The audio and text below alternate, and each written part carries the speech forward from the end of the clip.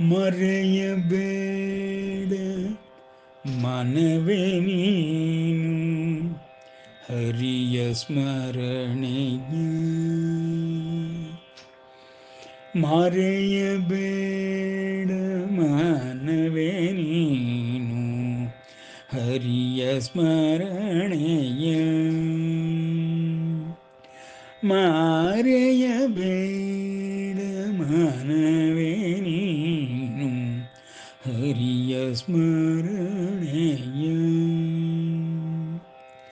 ಮರೆಯಬೇಡ ಮನವೇ ನೀನು ಹರಿಯ ಸ್ಮರಣೆಯ. ಅರುಣ ಕಿರಣ ಚರಣ ಶರಣ ಅರುಣ ಕಿರಣ ಚರಣ ಶರಣ ಪಾತಕ ಪಾವನ. ಮರೆಯಬೇಡ ಮನವೇ ನೀನು ಹರಿಯ ಸ್ಮರಣೆಯ.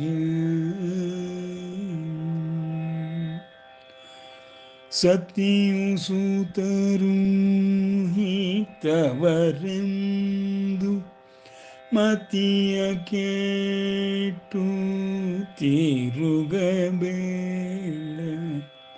ಸತಿಯು ಸೂತರು ಹಿತವರೆಂದು ಮತಿಯ ಕೇಟು ತಿರುಗಬೇಡ. ಸತಿಯು ಸೂತರು ಹಿತವರೆಂದು ಮತಿಯ ಕೇಟು ತಿರುಗಬೇಡ. ಮತಿಯು ಕೇಟು ಹೋದ ಮೇಲೆ ಸತಿಯು ಸೂತರು ಬರುವರೇನೋ. ಸತಿಯು ಸೂತರು ಹಿತವರೆಂದು ಮತಿಯ ಕೇಟು ತಿರುಗಬೇಡ. ಮತಿಯು ಕೇಟು ಹೋದ ಮೇಲೆ ಸತಿಯು ಸೂತರು ಬರುವರೇನೋ.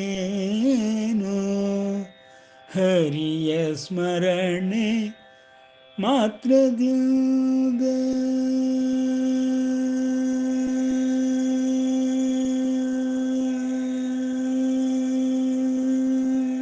ಹರಿಯ ಸ್ಮರಣೆ ಮಾತ್ರದಿಂದ ಹರಿಯ ಸ್ಮರಣೆ ಮಾತ್ರದಿಂದ ಹರಿಯ ಸ್ಮರಣೆ ಮಾತ್ರದಿಂದ ಘೋರ ದೂರಿತವೆಲ್ಲ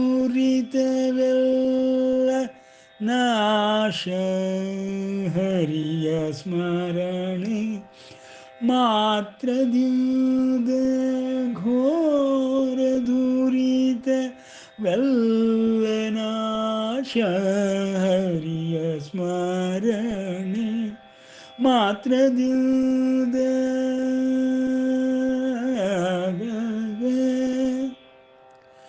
ಹರಿಯ ಸ್ಮರಣೆ ಮಾತ್ರದಿಂದ ಘೋರ ದೂರಿತವೆಲ್ಲ ನಾಶ.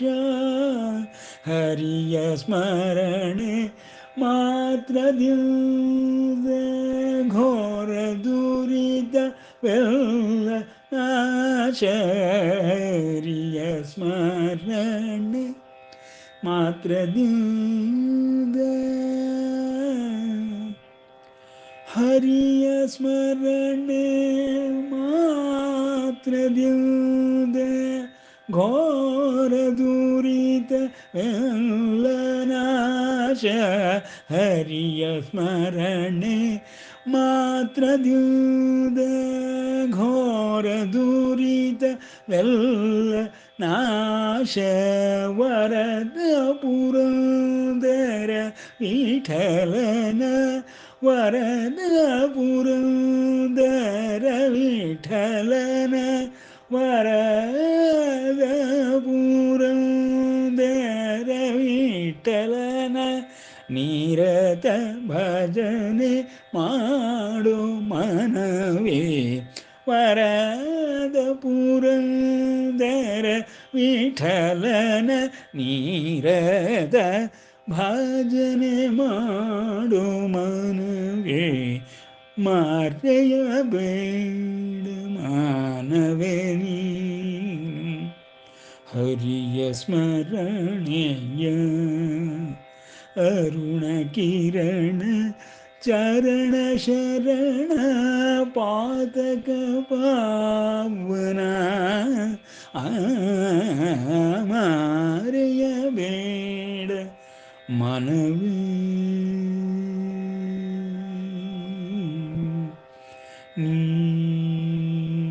ಹರಿ ಸ್ಮರಣೆಯ ಹರಿ ಸ್ಮರಣೆಯ ಹರಿಯ ಸ್ಮರಣೆ.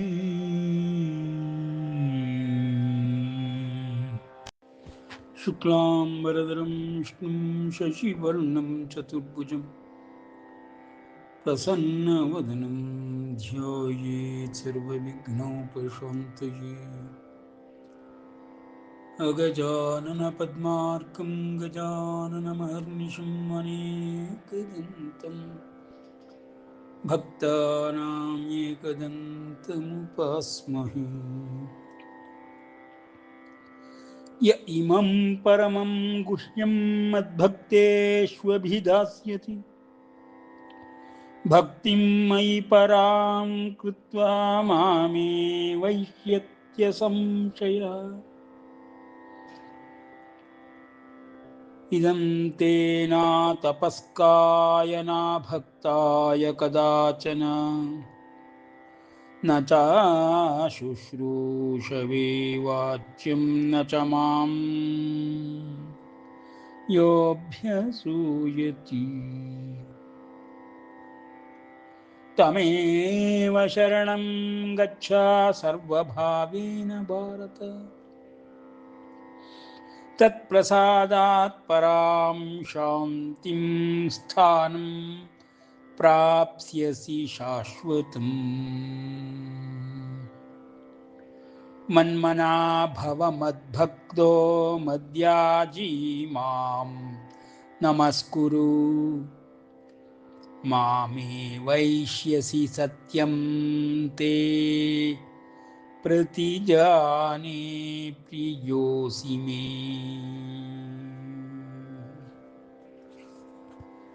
ಇದುವರೆಗೆ ನಾವು ಭಗವದ್ಗೀತಾ ಜ್ಞಾನಾಭ್ಯಾಸದ ವಿಶ್ವರೂಪ ದರ್ಶನವನ್ನು ನೋಡಿ 11ನೇ ಅಧ್ಯಾಯವನ್ನು ಮುಕ್ತಾಯ ಮಾಡಿ 12ನೇ ಅಧ್ಯಾಯವಾದ ಭಕ್ತಿಯೋಗವನ್ನು ಪ್ರವೇಶ ಮಾಡುತ್ತಿದ್ದೇವೆ. ಪರಮಾತ್ಮನು ಭಕ್ತಿಯೋಗಕ್ಕೆ ಪೂರ್ವ ಪೀಠಿಕೆಯಾಗಿ ಕೊನೆಯ 3 ಶ್ಲೋಕಗಳನ್ನು 11ನೇ ಅಧ್ಯಾಯದಲ್ಲಿ ಹೇಳುತ್ತಾ ಭಕ್ತಿ ಎಂದರೇನು, ಭಗವಂತನಿಗೆ ಭಕ್ತಿಯನ್ನು ಹೇಗೆ ಅರ್ಪಿಸಬೇಕು, ಹೇಗೆ ಆ ಭಗವಂತನನ್ನು ನೋಡಲು ಸಾಧ್ಯ ಮತ್ತು ಭಗವಂತನನ್ನು ಪಡೆದುಕೊಳ್ಳುವುದು, ನೋಡುವುದು ಮತ್ತು ಅವನನ್ನು ತಲುಪುವುದು, ಅವನೊಡನೆ ವ್ಯವಹರಿಸುವುದು ಹೇಗೆ ಸಾಧ್ಯವಾಗುತ್ತದೆ ಎಂಬುದನ್ನು, ತನ್ನ ಬಗ್ಗೆ ತಾನು ಎಲ್ಲಿ ಲಭ್ಯ, ಹೇಗೆ ಲಭ್ಯ, ಯಾವುದನ್ನು ಮೆಚ್ಚಿಕೊಳ್ಳುತ್ತೇನೆ,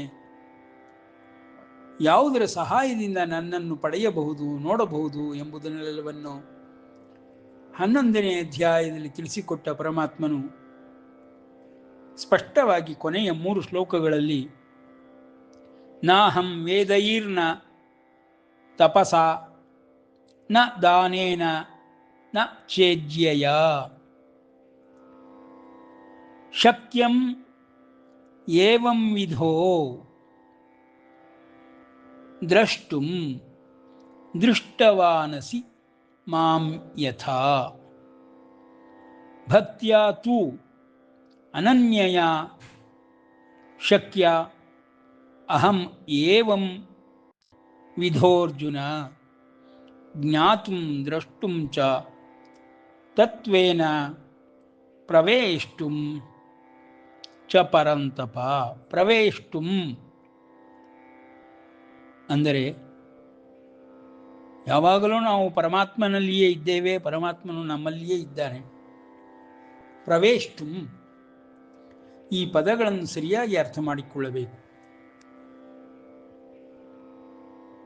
ಮತ್ಕರ್ಮ ಕೃತ್ ಮತ್ಕರ್ಮ ಕೃತ್ ಮತ್ಪರಮೋ ಮದ್ಭಕ್ತಃ ಸಂಗವರ್ಜಿತಃ. ಸಂಗವರ್ಜಿತಃ ಗಮನಿಸಬೇಕು. ನಿರ್ವೈರಃ ಸರ್ವಭೂತೇಷು ಯಃ ಸ ಮಾಮೇತಿ ಪಾಂಡವ. ಸಂಗವರ್ಜಿತಃ ಯಾವುದರ ಸಂಗವೂ ಇಲ್ಲದೆ ಈಗಿನ ಕಾಲದಲ್ಲಿ ನಾವು ನೋಡುವ ಯತಿಗಳು, ಹಿಮಾಲಯಕ್ಕೆ ಹೋಗಿ ತಪಸ್ಸು ಮಾಡುವ ತಪಸ್ವಿಗಳು ಅವರುಗಳಂತೆ ಎಂದು ಅರ್ಥೈಸಿಕೊಂಡಿದ್ದಾರೆ. ಸಂಗವರ್ಜಿತ ಅಂದರೆ ಹಿಮಾಲಯಕ್ಕೆ ಹೋಗಬೇಕಾದ್ದಿಲ್ಲ, ಮಠ ಮಂದಿರಗಳಲ್ಲಿ ಕುಳಿತುಕೊಳ್ಳಬೇಕಾದ್ದಿಲ್ಲ. ಸಂಗವರ್ಜಿತ ಎಂದರೆ ನಮ್ಮ ದೇಹವೇ ನಮಗೆ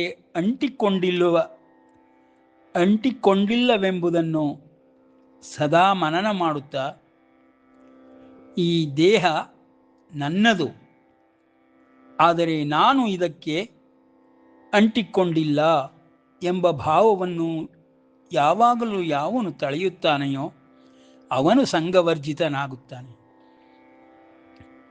ತನ್ನ ದೇಹದ ಸಂಘವೇ ತನಗೆ ವರ್ಜಿತವಾದಾಗ ಯಾರು ಹೇಗೆ ಬದುಕುತ್ತಾರೋ ಅಂತಹವರು ಸಂಗವರ್ಜಿತರು.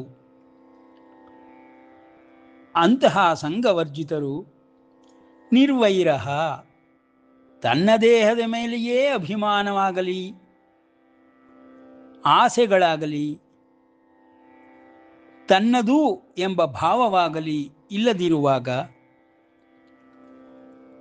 ವೈರವನ್ನು ಯಾವ ದೇಹದಿಂದ ಮಾಡಲು ಸಾಧ್ಯವೋ ಅದು ತನ್ನದಲ್ಲವೆಂಬುದಾಗಿ ವೈರವನ್ನೇ ಮಾಡುವುದಿಲ್ಲ. ಹಾಗಾಗಿ ಸಂಗವರ್ಜಿತನು ನಿರ್ವೈರನು ಏಕಕಾಲದಲ್ಲಿ ಆಗಿರುವಂತಹ ಒಂದು ಪ್ರಕ್ರಿಯೆ. ಸರ್ವಭೂತೇಷು ಯಹ ಸಹ ಮಾಂ ಏತಿ ಪಾಂಡವ. ಯಾವ ಪ್ರಕಾರ ನನ್ನನ್ನು ನೋಡಿದ್ದೀಯೋ, ಈ ವಿಶ್ವರೂಪ ದರ್ಶನವನ್ನು ಪಡೆದಿದ್ದೀಯೋ, ಆ ರೂಪವುಳ್ಳ ನನ್ನನ್ನು ಯಾವುದರಿಂದಲೂ ವೇದಾಧ್ಯಯನದಿಂದಾಗಲಿ, ಸ್ಪಷ್ಟವಾಗಿ ಪರಮಾತ್ಮನು ಹೇಳುತ್ತಾನೆ, ವೇದೈಹಿ ನ, ವೇದಗಳಿಂದಾಗಲಿ ಅಲ್ಲ, ಆಗುವುದಿಲ್ಲ. ತಪಸ್ಸಿನಿಂದಾಗಲಿ ಆಗುವುದಿಲ್ಲ, ದಾನದಿಂದಲೂ ಆಗುವುದಿಲ್ಲ, ಯಜ್ಞದಿಂದಲೂ ಸಾಧ್ಯವಿಲ್ಲ. ಹಾಗಾದರೆ ಅವನನ್ನು ನೋಡುವ ಬಗೆ, ಸಾಕ್ಷಾತ್ಕರಿಸಿಕೊಳ್ಳುವ ಬಗೆ ಅನನ್ಯವಾದ ಭಕ್ತಿಯಿಂದ ಮಾತ್ರ ಸಾಧ್ಯ. ಇವುಗಳಾವೂ ಇಲ್ಲದಂತಹ ಅನನ್ಯ ಭಕ್ತಿ ಎಂಬುದು ಹೇಗೆ ಮಾಡಬೇಕು ಎಂಬುದನ್ನು ಮುಂದಿನ ಅಧ್ಯಾಯದಲ್ಲಿ ವಿವರವಾಗಿ ಪರಮಾತ್ಮನು 4 ಹಂತಗಳಿಂದ ತಿಳಿಸಿಕೊಡುತ್ತಾನೆ.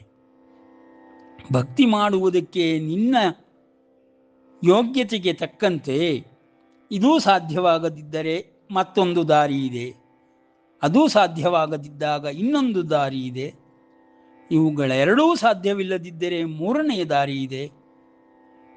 ಇದಾವುದನ್ನೂ ನಾನು ಮಾಡಲಾಗುವುದಿಲ್ಲವೆಂದರೆ ನಾಲ್ಕನೆಯ ದಾರಿಯೂ ಇದೆ ಎಂಬುದಾಗಿ ಪರಮಾತ್ಮನು ಹಂತ ಹಂತವಾಗಿ ಪ್ರತಿಯೊಂದು ಜೀವಕ್ಕೂ ಅನುಕೂಲವಾಗುವ ರೀತಿಯಲ್ಲಿ ಭಕ್ತಿಯೋಗವನ್ನು ವರ್ಣಿಸುತ್ತಾನೆ. ಅಂತಹ ಭಕ್ತಿಯೋಗ ಸಕಲರಿಗೂ, ಸಾಮಾನ್ಯರಿಗೂ, ಪಾಮರರಿಗೂ, ಪ್ರಾಣಿಗಳಿಗೂ ಅನ್ವಯವಾಗುವಂತೆ, ಪರಮಾತ್ಮನು ಎಲ್ಲರಿಗೂ ದೊರಕುವಂತೆ ಈ ಒಂದು ವಿಶ್ವ ವ್ಯವಸ್ಥೆಯನ್ನು ಮಾಡಿರುತ್ತಾನೆ. ಇಂತಹ ವ್ಯವಸ್ಥೆಯನ್ನು ನಾವು ತಿಳಿದುಕೊಳ್ಳುವುದಕ್ಕಾಗಿ 15ನೇ ಅಧ್ಯಾಯದಿಂದ ಮತ್ತೆ ಮೊದಲ ಅಧ್ಯಾಯಕ್ಕೆ ಆರಂಭ ಮಾಡಿ ಎಲ್ಲವನ್ನೂ ವ್ಯವಸ್ಥಾತ್ಮಕವಾಗಿಯೂ ಪ್ರಯೋಗಾತ್ಮಕವಾಗಿಯೂ ಪರಮಾತ್ಮನ ಅಸ್ತಿತ್ವ, ವ್ಯಕ್ತಿತ್ವ, ಅವನ ಸಾನ್ನಿಧ್ಯ, ಸಾಮೀಪ್ಯ, ಸಾಯುಜ್ಯ, ಸಾರೋಪ್ಯಗಳನ್ನು ಅರ್ಥ ಮಾಡಿಕೊಂಡು ಅವನ ವ್ಯವಸ್ಥೆಯಲ್ಲಿ ಅದು ಹೇಗೆ ಕೆಲಸ ಮಾಡುತ್ತದೆ, ಪ್ರಯೋಗಾತ್ಮಕವಾಗಿ ಯಾವ ರೀತಿಯಲ್ಲಿ ಅವನನ್ನು ನಾವು ಹೊಂದಬಹುದು, ಅವನ ಅಸ್ತಿತ್ವವನ್ನು ಸದಾಕಾಲ ಹೇಗೆ ನಾವು ಕಾಣಬಹುದು ಎಂಬ ವಿಷಯಗಳನ್ನೆಲ್ಲವನ್ನೂ ಈ 11 ಅಧ್ಯಾಯಗಳಲ್ಲಿ ತಿಳಿದುಕೊಂಡ ನಂತರದಲ್ಲಿ ಅನನ್ಯವಾದ ಭಕ್ತಿ ಎಂಬುದರಿಂದ ನನ್ನನ್ನು ಹೊಂದಲು ಸಾಧ್ಯ, ಅನನ್ಯವಾದ ಭಕ್ತಿಗೆ ನಾನು ಸದಾ ಮೆಚ್ಚಿಕೊಂಡು ಅಲ್ಲಿಯೇ ಇರುತ್ತೇನೆ ಎಂಬ ವಾಕ್ಯಗಳನ್ನು, ಅಭಯವನ್ನು ಪರಮಾತ್ಮನು ಕೊಡುತ್ತಾ ಭಕ್ತಿಯ ಮಹಿಮೆಯನ್ನು, ಭಕ್ತನ ಲಕ್ಷಣಗಳನ್ನು ಸಾರಿ ಸಾರಿ ಹೇಳುತ್ತಾನೆ.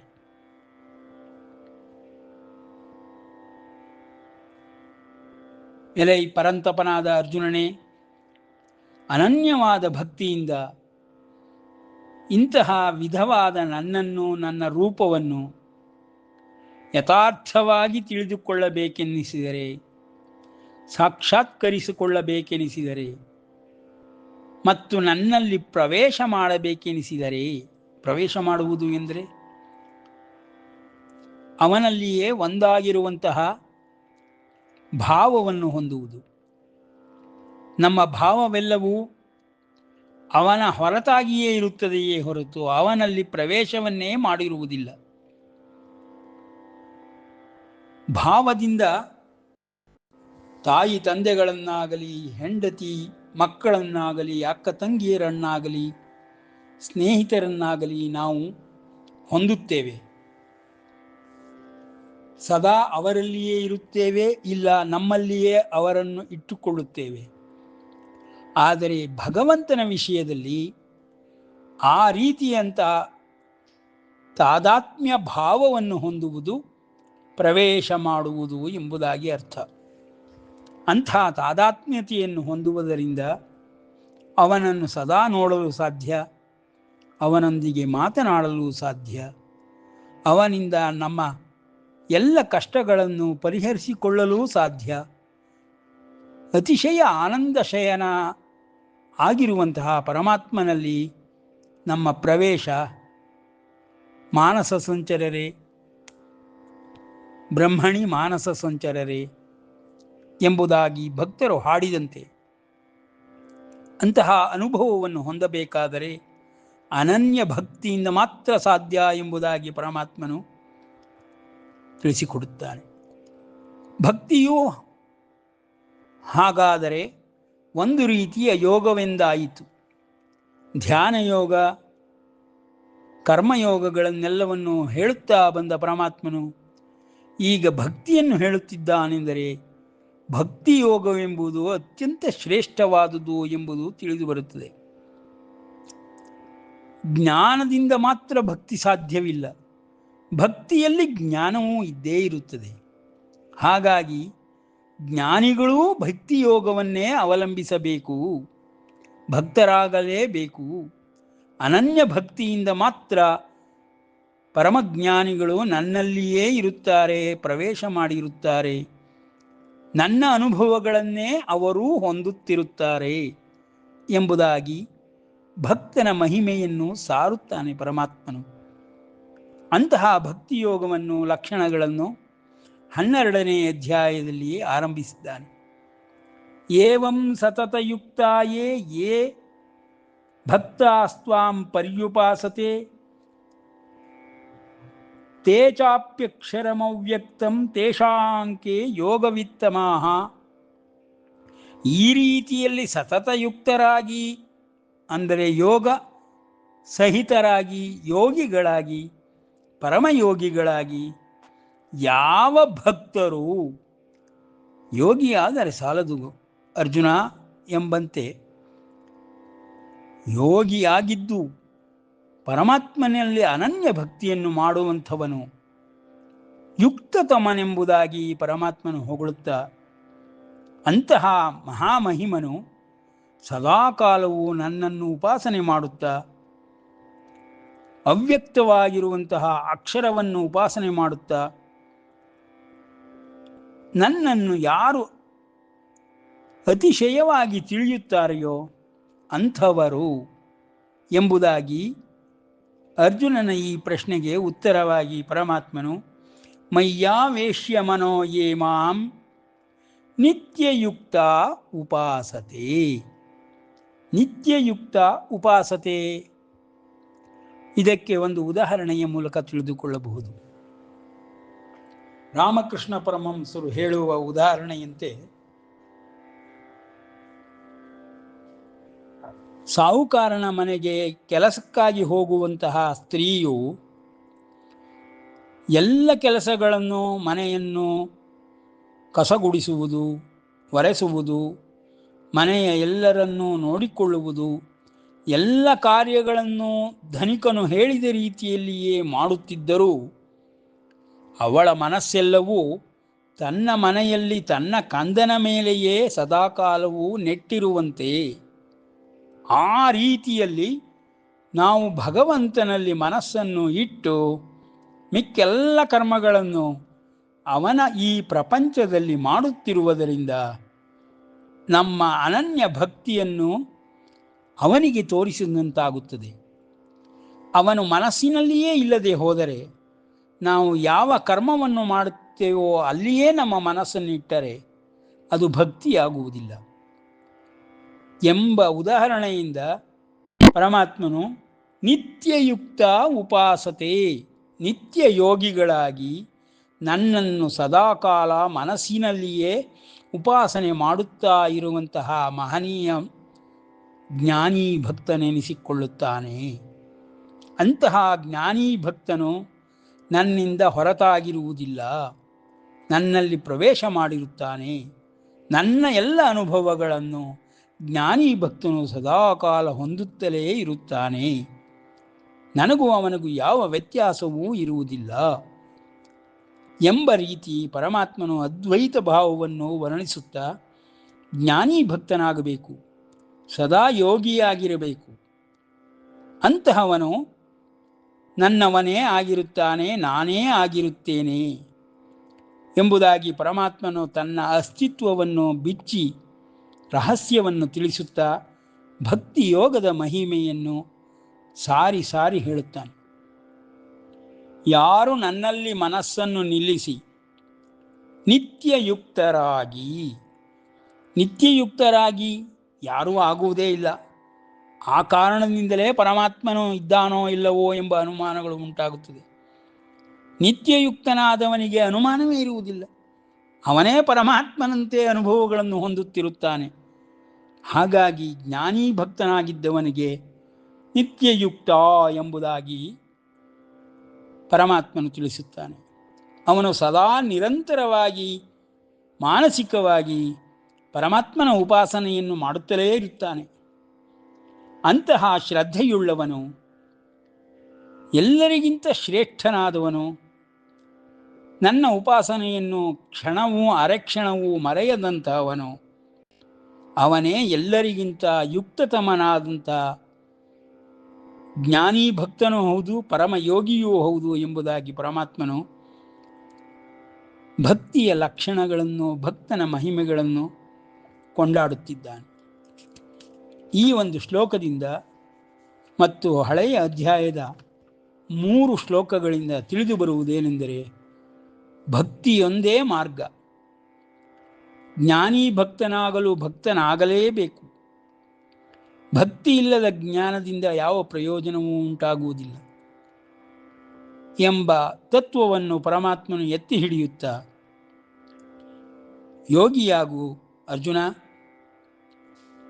ಜ್ಞಾನವನ್ನು ಸಂಪಾದಿಸು, ಭಕ್ತಿಯನ್ನು ಮಾಡು, ಜ್ಞಾನೀ ಭಕ್ತನಾಗಿ ಪರಮಯೋಗವನ್ನು ನನ್ನೊಡನೆ ಹೊಂದು ನನ್ನಲ್ಲಿ ಪ್ರವೇಶ ಮಾಡು. ನಾನು ನೀನು ಒಂದೇ ಎಂಬ ಭಾವವು ಸದಾಕಾಲವೂ ನಿನ್ನಲ್ಲಿರುತ್ತದೆ. ಆಗ ನನ್ನನ್ನು ನೀನು ಅರ್ಥ ಮಾಡಿಕೊಳ್ಳಬಹುದು. ನೀನು ನೋಡಿದಂತಹ ಈ ವಿಶ್ವರೂಪ ದರ್ಶನವನ್ನು ನಾನು ಹೇಗೆ ತೋರಿಸಿದ್ದೇನೆಂಬುದನ್ನು, ನಾನು ಹೇಗೆ ಕಂಡೆನೆಂಬುದನ್ನು ನೀನು ಅರ್ಥ ಮಾಡಿಕೊಳ್ಳಬಹುದು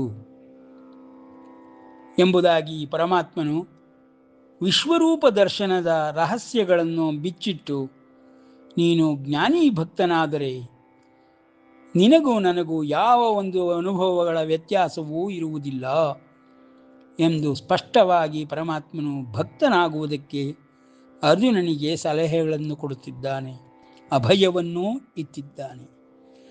ಈ ಮೂಲಕ ಜಗತ್ತಿನ ಸಕಲ ಜೀವರಾಶಿಗಳಿಗೂ ಭಕ್ತಿಯೋಗವನ್ನು ಪರಮಾತ್ಮನು ತಿಳಿಸುತ್ತಾ ಜ್ಞಾನೀ ಭಕ್ತನ ಮಹಿಮೆಗಳನ್ನು ಕೊಂಡಾಡುತ್ತಲಿದ್ದಾನೆ ಎಂಬಲ್ಲಿಗೆ ವಿರಮಿಸೋಣ. ಶ್ರೀಕೃಷ್ಣಾರ್ಪಣಮಸ್ತು.